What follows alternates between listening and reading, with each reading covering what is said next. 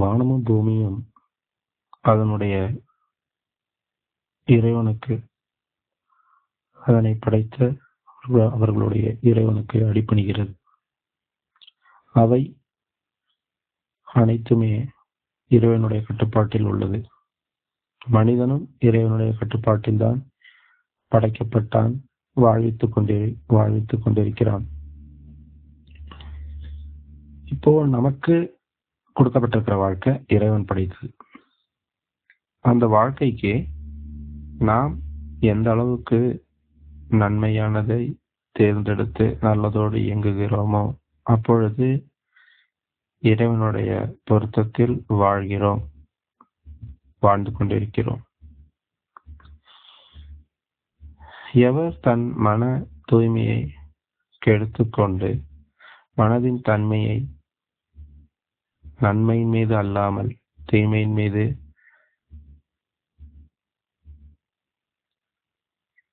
சென்று அதனையே தங்களுடைய வழிகளாக ஆக்கிக் கொள்ளக்கூடிய அளவுக்கு செல்கிறார்களோ அவர்களுக்கு இறைவனுடைய கோபமும் அதிருப்தியும் அவர்களுக்கு அதனுடைய விளைச்சல்கள் வர இருக்கிறது. இப்போ நமக்கு என்ன நன்மை? நாம எப்படி நன்மையில் இருக்கிறது? நல்லது ஏதோ அதனை எண்ணங்களில் கொள்வதுதான் நன்மையாகும். எண்ணங்கள் நன்மையாக இருக்கும் பொழுது வாழ்க்கை நல்லபடியாக அமைகிறது. அந்த எண்ணங்களை தான் தீமை உருவாக்க நாம் அதற்கு வழியை கொடுக்கிறோம். அங்கு நாம் அதனை பிரித்தறிந்து தீமையை நீக்கிக் கொண்டு நன்மை மட்டுமே வாழ்க்கையாக ஆக்கிக் கொள்ளக்கூடிய அந்த பாதையில்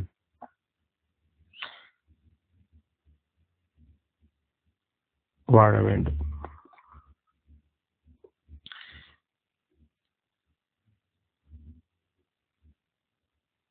எல்லா உயிரினமும்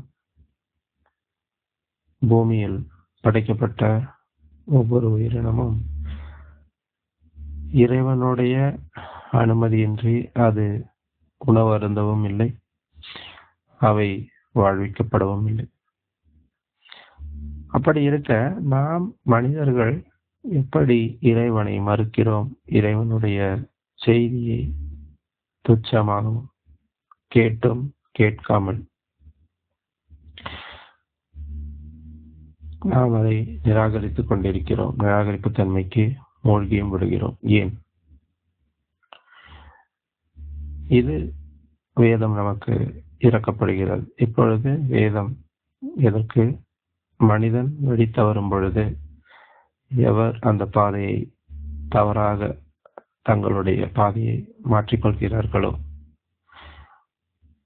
அதிலிருந்து மீளணும் என்று யாருக்கெல்லாம் விருப்பம் இருக்கோ, தவறிலிருந்தும் நாம் இன்னும் மீள வேண்டும், தவறையே நாம் முற்றிலுமாக ஏற்றுக்கொள்ளாமல் தவறிலிருந்து விடுபட்டு நல்ல வாழ்க்கைக்கு வாழ வேண்டும் என்று மனம் திறந்து யார் அதை விருப்பம் கொள்கிறார்களோ அவர்களுக்கு வேதம் உண்டு.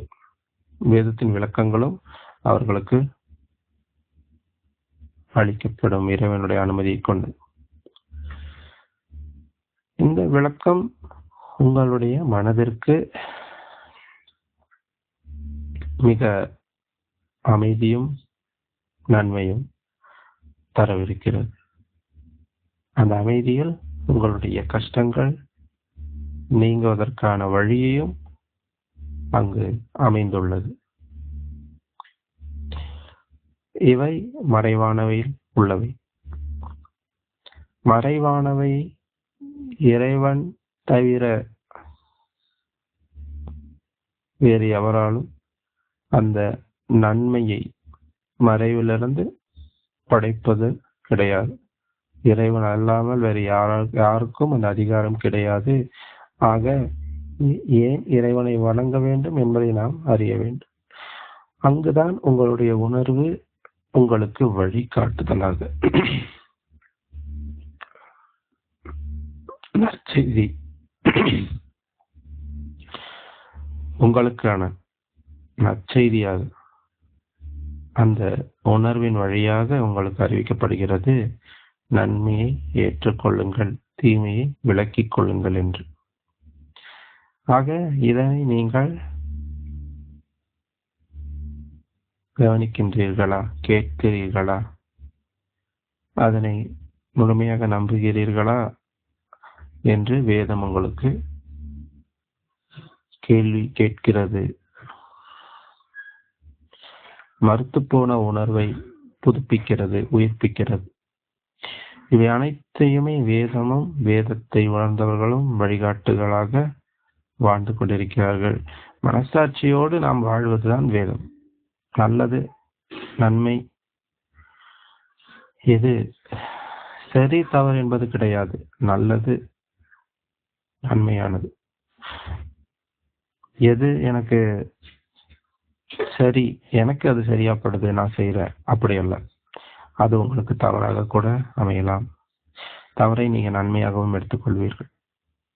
ஆக சரிபார்த்து உங்களுடைய காரியங்களை செய்து வர அது நம்மளுடைய